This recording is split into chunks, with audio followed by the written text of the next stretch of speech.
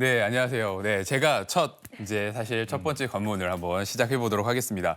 올 겨울이 유독 추웠습니다. 추워서 겨울이 너무 긴 것 아닌가라고 생각들을 많이 하셨는데요. 지금은 또 완연한 또 봄날이 됐어요. 낮 기온은 사실 거의 초여름 날씨가 됐기도 했는데요. 그런데 이럴 때일수록 우리 몸 곳곳을 지금 흐르는 이곳이 막힘없이 흘러야 올 한 해 건강도 유지할 수 있습니다. 그래서 제가 선택한 주제가 있는데요. 주제는요, 바로 혈관, 막힘없이 콸콸콸입니다. 혈관 막힘없이 콸콸콸. 뭔가 듣기만 해도 뭔가 시원해지고 그렇죠. 정말 깨끗하고 혈액순환이 정말 도는 그런 느낌이 듭니다. 네, 그렇습니다. 이 혈관 건강 정말 중요하죠. 혈관 건강이 우리 평생 수명을 좌우한다고도 하잖아요. 우리 혈관하면 사실 정맥, 동맥, 모세혈관 이렇게 구성되어 있고요. 크게는 사실 림프관까지도 이 혈관 계통에 포함되긴 하죠. 이때 정맥, 동맥, 이 모세혈관의 총 길이를 합치게 되면 지구 3바퀴 반을 돌 정도의 길이로 굉장히 깁니다. 12만 킬로미터 정도 되거든요. 굉장히 긴 이 혈관들은 우리 몸 장기 곳곳을 지나가게 되는데요. 이 어느 한 곳이 막히게 되면 우리 몸 전체에 문제를 일으킬 수 있는 부분도 큰 문제이기도 하죠. 실제 어느 한 곳의 혈관이 문제가 되면 치료도 굉장히 까다로운 이유도 혈관이 굉장히 길다는 것 때문일 수도 있습니다. 그런데요, 혈관은 참 조금 어려워요. 어렵기도 하고 참을성이 굉장히 많은 곳이기도 하는데요. 어느 정도 막히기 전까지는 혈관은 어떤 신호도 보이지 않습니다. 아프다는 신호를 보이지 않고요. 혈관이 좁아지고 막혀서 70% 이상 막히게 되면 그때서야 아프다는 것을 신호를 보내게 되고요. 그때 증상이 나타났을 때는 사실 좀 늦은 경우들이 치료가 힘들고 늦은 경우들이 많죠. 그래서 조금만 이제 문제가 생기다가 이제 혈관에 탄력이 생기고 이게 혈관이 크게 막히게 되면 큰 신호를 보내는 이 혈관 미리미리 예방하는 게 중요하겠죠. 네. 혈관이 막히면 그러면 온몸이 뭐 좀 찌릿찌릿하고 좀 두통이 생기거나 그쵸. 어지럼증이 생기고 뭐 이런 증상 나타나는 거 아닐까요? 아니면 뭐 빈혈 같은 거 우리가 체감할 수 있는 증상이 아닐까 싶은데요. 네, 그렇습니다. 이게 혈관이 보내는 신호들을 잘 캐치를 하셔야 되는데요. 우리가 보통 이제 생각하시는 뭐 어지럼증, 두통 등의 증상들도 실제 이 혈관에 관련된 이제 증상일 수 있습니다. 특히나 이제 혈압과 연관된 이제 통증일 수 있는데요. 혈관에 문제가 생기면 그 혈관의 탄력성이 이제 이상이 생기면서 이 혈압 변화가 생길 수 있거든요. 그렇기 때문에 틈틈이 혈압을 한번 측정해 보시는 게 좋습니다. 만약에 평소 혈압 대비에 이제 최근의 혈압이 한 20% 이상 이 차이가 난다. 이런 경우에는 혈관에 직접적으로 이상이 생길 수 있거든요. 그렇기 때문에 혈압을 한번 측정해 보시면 좋을 것 같고요. 두 번째로 이 혈관이 보내는 신호 중에 하나는 바로 부기입니다. 부기, 부종이라고도 표현하기도 하죠. 우리가 손발이 자주 붓는다. 혹은 이게 손발이 부으면서 손발이 저리다 이렇게 표현들을 하시잖아요. 이런 부종 역시 혈액순환이 잘 안 되면서 발생할 수 있는 이 신호일 수 있죠. 그런데 특히 지금 환절기에 이 혈관 건강을 잘 챙기셔야 되는데요. 그 이유가 있습니다. 이런 환절기에는 일교차가 크잖아요. 일교차가 크기 때문에 혈관이 수축과 이완을 굉장히 강하게 합니다. 이로 인해서 혈관에 이상이 있는 분들은 혈관 손상이 생길 위험이 높기 때문에 더 잘 챙기셔야 되는데요. 특히나 신체의 중심 체온은 이 대기 온도와 습도에 의해서 잘 조절되게 되는데 주위의 대기 온도와 이 중심 체온의 변화는 문제는 우리 몸의 생각보다 더 크고 이 다양한 생리적인 반응을 일으키게 된다는 거죠. 우리 한의학에서는 보면 우리 요골동맥을 이용해서 이렇게 진맥을 한단 말이에요. 진맥을 하면서 뭐 오장육부의 건강도 체크하고 뭐 혈관의 탄력성도 좀 알아볼 수가 있겠는데 그럼 우리 서성주 원장님께서는 뭐 어떻게 이 일반 사람들이 또 궁금할 수가 있잖아요. 그럼요. 어떻게 이제 알 수가 네. 있는지 내 몸속 안에 있는 혈관을. 네. 네, 사실 몸속 안에 있는 혈관들을 눈으로 직접 보면 좋죠. 근데 사실 그러기가 쉽지 않고 12만 킬로미터나 되는 이 혈관을 다 알 수는 없습니다. 알 수는 없고요. 저희가 뭐 CT나 MRI 같이 이제 눈으로 보는 혈관들을 체크를 할 수 있는 방법도 있지만 그 부분도 한계가 있는 부분들도 있기 때문에 제가 뒤에 이 혈관을 검사할 수 있는 방법을 또 알려드릴 텐데요. 그 전에 먼저 혈관 나이를 한번 측정해 보시면 좋을 것 같아요. 혈관 나이를 측정할 수 있는 자가 진단법을 소개하도록 하겠습니다. 아, 그러니까 그 우리가 그냥 같은 나이인데도 어떤 사람은 좀 젊어 보이고 어떤 사람은 좀 그렇지 못하고 맞아요. 이러듯이 네네. 혈관 나이도 이게 다 있구나. 다 다른 모양이죠. 한번 그러면 저희 체크해 볼까요? 네, 한번 제가 오늘 몇 가지 항목을 준비했는데요. 여기서 얼마나 몇 개나 해당되는지 한번 솔직히 한번 체크해 주시면 좋을 것 같고요. 네, 화면 주시죠. 총 13가지 항목입니다. 네, 계단을 오르거나 운동을 할 때 가슴에 압박감이 있다. 인스턴트 식품, 기름기가 많은 식품을 자주 먹고 채소는 거의 먹지 않는다. 네. 네. 전화벨이 울릴 때 즉시 받아야 한다. 운동을 거의 안 한다. 손발이 저리거나 냉증이 느껴진다. 혈압이 높은 편이다. 콜레스테롤 수치가 높다. 혈당 수치가 높다. 가족 중에 심근경색이나 뇌경색을 앓았던 사람이 있다. 직장에서는 부탁을 받는 편이다. 책임감이 강하다. 네, 흡연자이다. 좀 둘, 셋, 넷. 네, 특이한 질문지도 있지만 어우, 여기서 야. 몇 개나 해당되는지 한번 솔직히 한번 체크를 해보시고 네, 말씀해 주세요. 책임감이 매우 강한 건 아니고 강한. 아니 그렇다 그러면 강한 편에 속하시는 그래도 체크하셔야죠. 체크하셔야죠. 네. 아, 그렇습니까? 네. 매우까지는 아니에요. 오. 네. 저는 6개. 6개. 저도 6개. 어. 3개.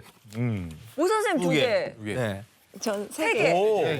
예. 6 2개, 3 2개, 2 하나네요. 이렇게 되면 뭐 몇 개 이상이면 어떻습니까? 근데 의외로 예인 씨가 되게 많네요. 그리고 저는 앞쪽이 비슷한 게 많아요. 뭐 인스턴트 식품 워낙 많이 먹고 채소 잘 안 먹고 전화벨 울리면 전 바로 받아야 되거든요. 이래서 한 6개 정도 되는 것 6개. 같아요.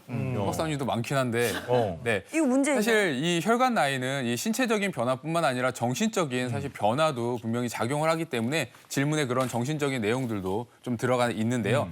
실제 13개 항목 중에 5개 이하다라고 하면 좀 안정적인 상태입니다. 그리고 본인의 이제 나이와 신체 나이와 이 혈관 나이가 같다고 생각하시면 되고요. 그런데 이게 6개에서 10개 사이다. 이런 경우 좀 주의가 필요하세요. 지금 본인 지금 나이와 대비했을 때 혈관 나이가 10살 정도 더 많을 수 있거든요. 그렇기 때문에 주의가 관리가 필요하시고요. 만약에 11개 이상 체크되셨다 이런 경우에는 지금 당장 병원에 가셔야 합니다. 이럴 때는 혈관 나이가 본인의 나이보다 20살 정도. 오, 20살? 네, 꼭 혈관을 체크해 보셔야 될 것 같습니다. 네. 만약에 그럼 20살이면 제가 지금 그러니까 70이 넘어가는 거잖아요, 그럼. 그렇죠. 아유, 네. 그렇기 때문에 미리미리 체크하셔서 관리하실 필요가 있으신 거죠. 네. 네. 저랑 차이는 박사님은 같이 관리를 좀 하는 그러니까요. 걸로. 아유, 10살이 많을 수도 있다 그러니까. 그러니까요. 아유, 네, 참. 조심해야겠습니다. 아니 근데 아까 병원에서 혈관 건강을 미리 점검할 수 있는 방법이 있다고 하셨잖아요. 그건 또 어떤 방법일까요? 네, 그 방법을 좀 소개해 드릴 텐데요. 첫 번째 검사 방법은 바로 경동맥 초음파입니다. 네, 초음파 검사인데요. 혈관하면 딱 떠오르는 게 어디죠? 바로 동맥이잖아요. 그중에서도 우리 목에서 지나가는 머리로 혈류를 보내주는 이 경동맥인데요. 이 경동맥 같은 경우는 이 심장에서 빠져나와서 뇌로 가는 혈액이 지나가는 이 첫 번째 관문이기 때문에 굉장히 그 중요성이랑 관리의 필요성이 큽니다. 경동맥 초음파 같은 경우는 목에 초음파 이 기계를 대고요.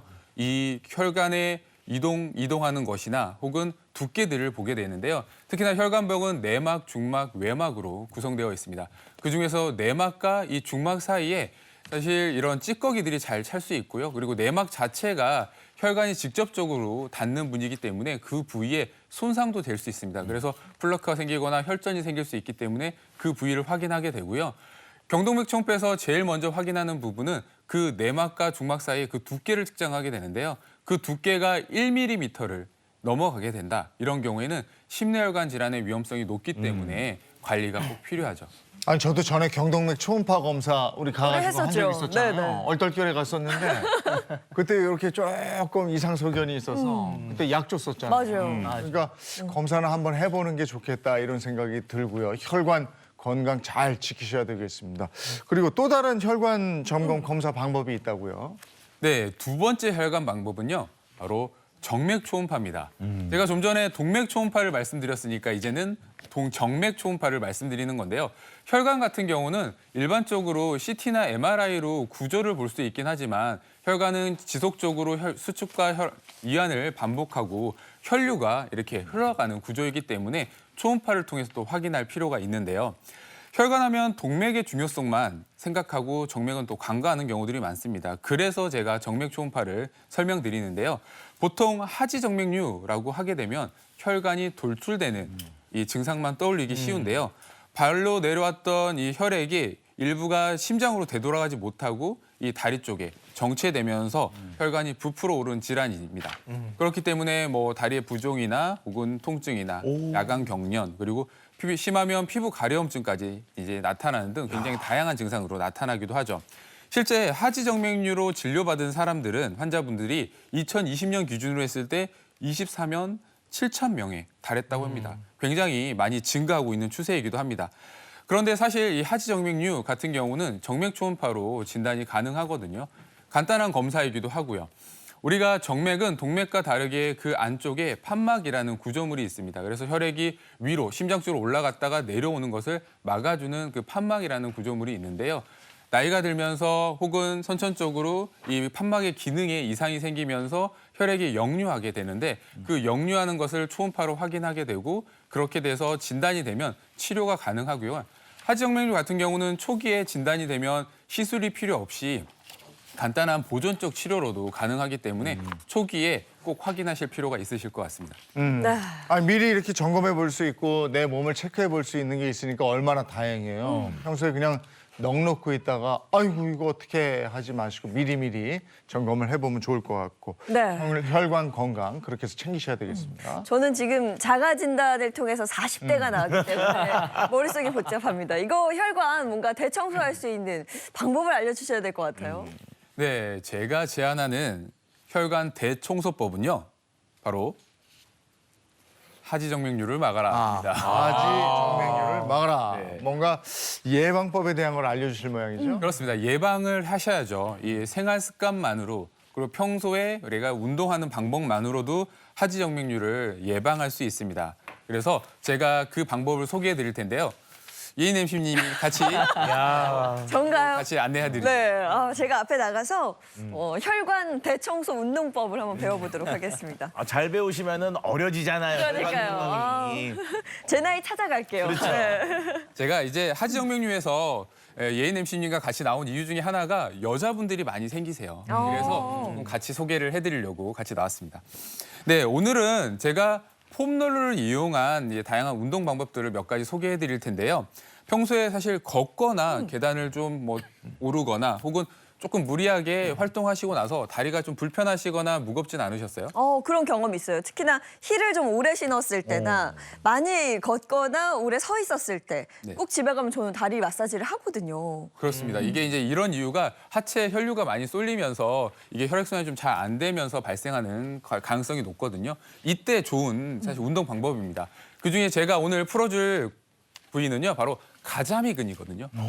종아리에 있는 가자미근. 아마 여성분들은 이 종아리 라인 때문에도 이 비복근과 이 가자미근을 굉장히 좀 관심이 많으실 텐데요. 네. 이 가자미근을 풀어보는 방법을 소개해드리도록 하겠습니다. 일단 앉아볼까요? 네, 앉아보겠습니다. 네. 제가 신발을 좀 신발 벗고요. 벗고. 오늘 소개할 것은 폼롤러를 이용해서 가자미근을 네. 풀어드릴 텐데요. 네, 여기 있습니다. 네.